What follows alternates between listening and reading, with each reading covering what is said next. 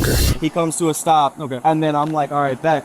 So I stop like this to stand in front of him, and then he continues to accelerate into my legs to get me to move out the way, and he's like looking at me like yelling, and that's when I got mad. I was you're yelling at him to stop. Yeah, I'm like, you need to stop. Yeah, but he could like, I understand when somebody lets go of their brakes and then their car hits you a little bit. This dude pushed my legs in with his car. Like, I need any medical. No, I've trust me. I've been but the car definitely did hit you. But he hit me like he stepped on the gas to get the fuck out of his way, and that's what he was implying. Even after, I know this is stupid because we're between, this is a crash hit and run, and between this is like an aggravated battery with a deadly weapon. Yeah, so it goes from one criminal charge to another criminal charge. One's felony, so one's I not. had him. So I'm just trying to make sure I have all the elements. Yeah, so I have like the whole crew of people that seen it down there because they was all on the equipment, so they watched all of this go down, and they were like, "Yo, what the f is he doing?" So I said, "Stop." Yeah.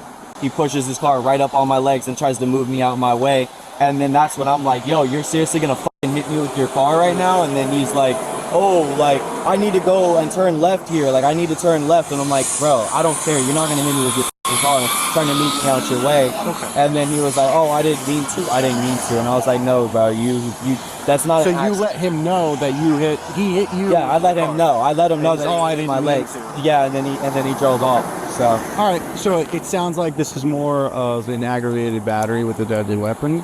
Is that how you want to pursue with things? Do you want to pursue with charges for that? I mean, to be honest with you, yeah, I just don't have any, like, I'm not physically hurt. So, I mean, but if that still counts under it, if we have witnesses and you're saying that the vehicle did touch you. Yeah, 100%. Like, I'm not doubting you on that at all. That dude drove his whole hood into my leg and tried to push me, like, with his car for a second, and I was like, bro. All right, you can use the back of my car. I just need basic information here at the top. Just explain the whole situation. You care directing traffic, and then what happened after that. I mean, be as clear as, like, the stuff I told you to repeat, just kind of repeat that in there. After finding the location of the possible suspect at a nearby home, an officer checks with the residents there. Hello? You Donald? They're Donald that resides here, that drives that? Yes. Come here. Where is he? Is he friendly? Oh, yeah. Okay. Hello. Yeah, hold on. All right. Okay, here. Come here. Hello. How are you? Good. I just got some questions for you today. Before I ask the questions, I got to read you something from this card. Okay. I'm Deputy Lane with the Flagler County Sheriff's Office. I'm here investigating an aggravated battery. I have to read you the back of the card now. You have the right to remain silent. Anything you say may be used as evidence against you. Do you understand these rights? Sure. Okay. With these rights in mind, are you still willing to talk to me? Gee, I don't know. I don't even know what this is about. I said it's in reference to an investigation for an aggravated battery. Me? Yes. Again, I don't even know. I have no idea what you're talking about. Charlie 111 Flagler. I'm 1012 with my suspect. I mean, it's a yes or no. Are you still willing to talk to me? Yeah, I mean, I guess so. I don't know what we're talking about. Okay. Sure. All right. So earlier today, were you driving that Porsche? I was. Were you on Camino del Rey with all that construction going on? Yes, I was. Okay. Do you mind just telling me what happened with the person directing traffic, if you know what I'm talking about? I do. I think I do. Okay. They wouldn't allow us to turn left there. Mm-hmm. There was there was a lot of commotion. Traffic was going through real fast, and a lot of different things going on. Mm-hmm. So I said, "Can I go straight?" And he said yes. So I went straight and then come back down so I could turn into this, make a left turn in there, because they weren't allowing us. Do you understand what Yeah. I'm talking about? Okay. Yeah. So I went that way, and sure enough, there was a lot of traffic there, so we waited. So we all waited a little while longer, and finally it went to slow in that lane. So I pulled out, and if what you're talking about, there was a fella, when I started going down, hoping that I'd get down there and make that left turn because all this equipment was parked there.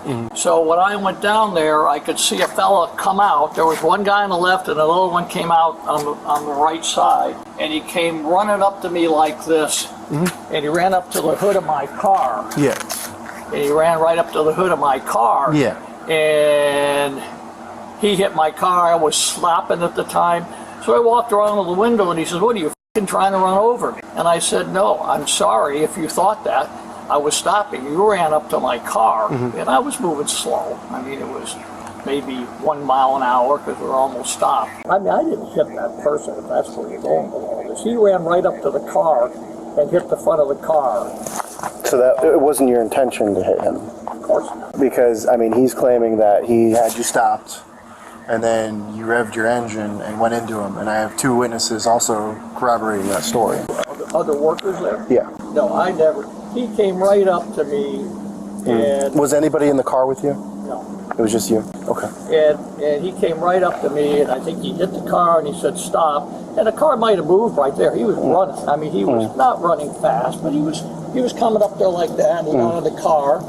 And, I mean, why would I run over somebody? I mean, that's just somebody maybe is looking, I'm driving a nice car, maybe taking advantage of the situation. I could see if he just claimed that we had no other witnesses, but I mean the other witnesses' stories were almost exactly the same, and I spoke to them, you know, separately, making sure I'm doing my due diligence with the investigation here, and they both described the same exact incident, that you came out into oncoming traffic, not listening to them. It wasn't not listening. I know, it's not oncoming. No, I know it's not oncoming traffic. It was down to 1 lane, but it was still a lane that you weren't supposed to be in at that time. And they said you were impatient. You came out and then you stopped, and then he's waving you down, told you to stop, and then he's waiting for the other traffic, and then that's when you hit him with the car. There was no other traffic, and I didn't hit him with the car. He ran up to the car.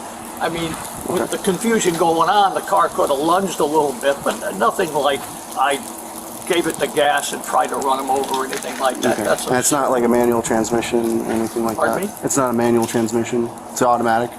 It's automatic. Okay, all right. They had all sorts of aggravated people trying to turn around on the road, trying to go that I understand. way. All right. It was a If mess. you wouldn't mind with me just standing at the end of the driveway, we're going to have the victim come and drive by and see if he can identify you.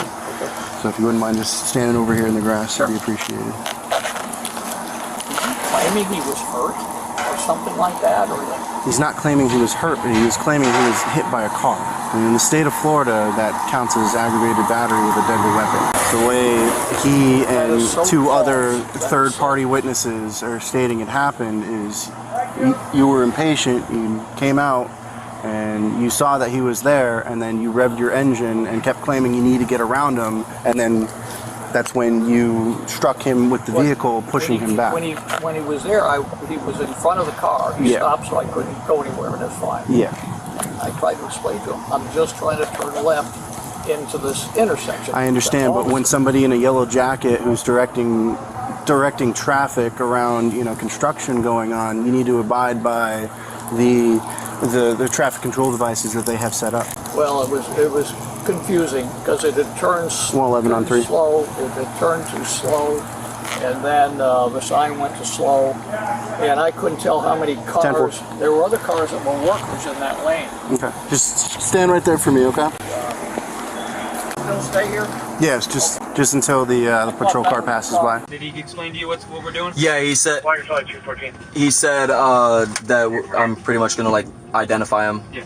Yeah, and this is right there on that little bend before we came in, or not, like I guess on that side. If we would have kept going straight, this is where he actually did it, and then he said he had to turn in left. He was freaking out, saying he had to turn left. Officers then conducted a show-up as part of their investigation. These are used in instances when a suspect is apprehended in close proximity to the crime and within a reasonable time frame. In addition to location and timing, if the physical description reasonably matches the suspect, a show-up may be performed. During a show-up, multiple procedures will take place. The victim and/or witness will be transported to an appropriate location to identify the suspect. In the case of multiple victims and/or witnesses, they must be separated. Victims and/or witnesses will be notified beforehand that the suspect may or may not be the perpetrator. Immediately after the show-up, the victim or witness should provide a statement about their level of confidence in the identification. People involved are prohibited from making any suggestive remarks that may sway the identifier one way or the other, and the show-up must be thoroughly documented regarding each and every detail.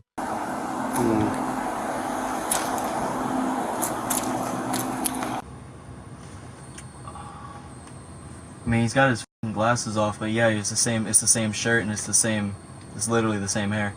Alright, so are you 100%? Yeah, it was like literally the exact same Porsche. The only thing that's different now is he doesn't have his sunglasses on, and I think he was wearing a black hat too, but I don't think he's got that on either. The only difference, he just doesn't have his... He just doesn't have the glasses and the hat on, but the same gray hair, the same face, the same shirt.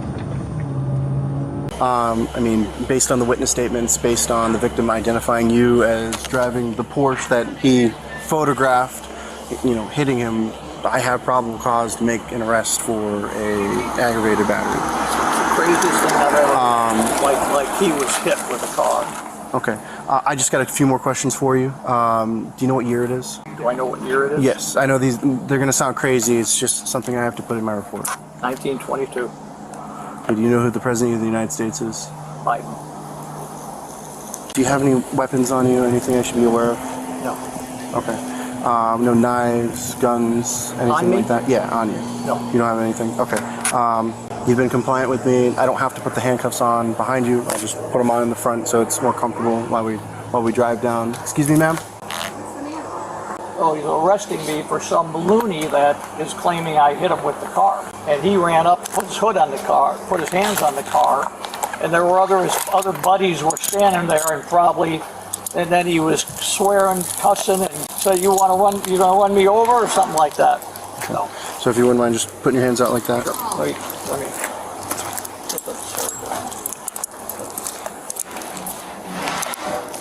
Oh, this is absurd. Of course. You know what this is all about.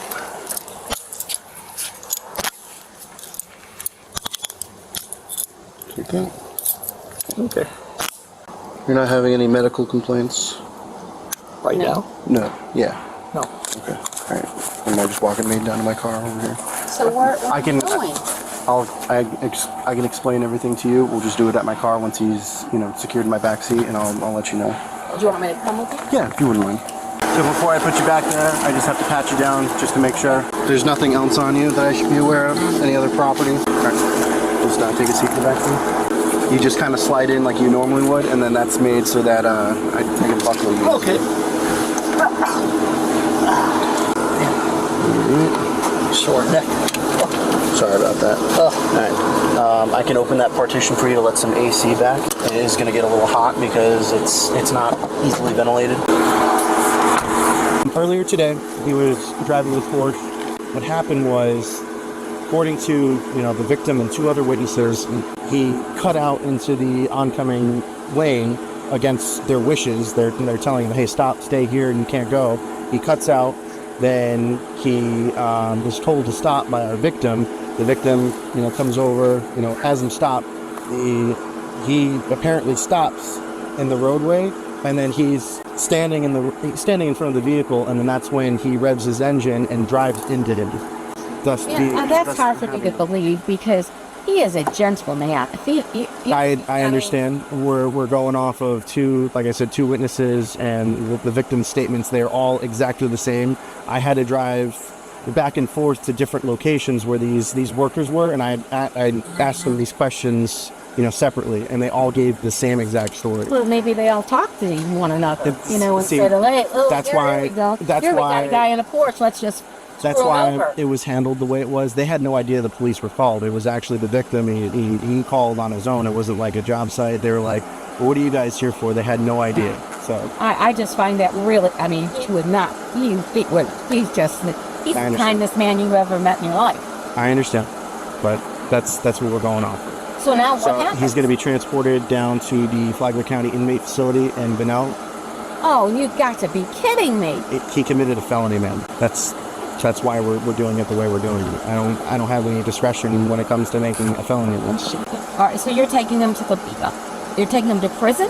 The jail, ma'am. Can I go there now, or can he come out of here once? It's gonna be a while before he's booked in. It's gonna be at least 2 hours before he's booked in, and then. Sorry, stay over there. He was over. Oh, was he? Yeah. All right. Any further questions? No. So, do you have a phone number or anything I can call there, or he come over. He's going to be with me. Yes, yeah, you can come over. Come over here, Mike. My partner wasn't here. He didn't know you were here as well, sir. They're going to take him to jail. So we have probable cause for you. He committed an aggravated battery with his vehicle when he struck one of the workers over there who were directing traffic. We had two witnesses who were, completely separate.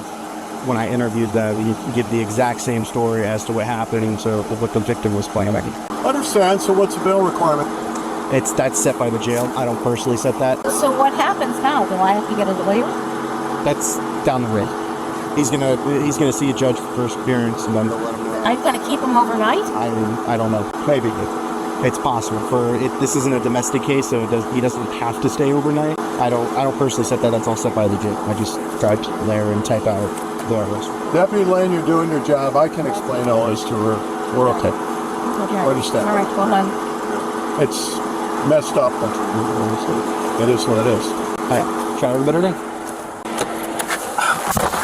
We've been following this case for the last 2 years as it's worked its way through the Florida court system. Donald was charged with aggravated battery with a deadly weapon. Court records indicate, as part of a plea agreement, Donald would plead guilty to battery and avoid jail time contingent on completing a diversion program involving anger management. He was also ordered to pay several $100s in fines and court costs related to this matter. Court records indicate that he completed the diversion program successfully. Accordingly, his felony charge was downgraded to a simple battery, which will remain on his criminal record. Court records also indicate he was represented by a private attorney, which may have anywhere from $5,000 to $20,000 for defense in a felony criminal case.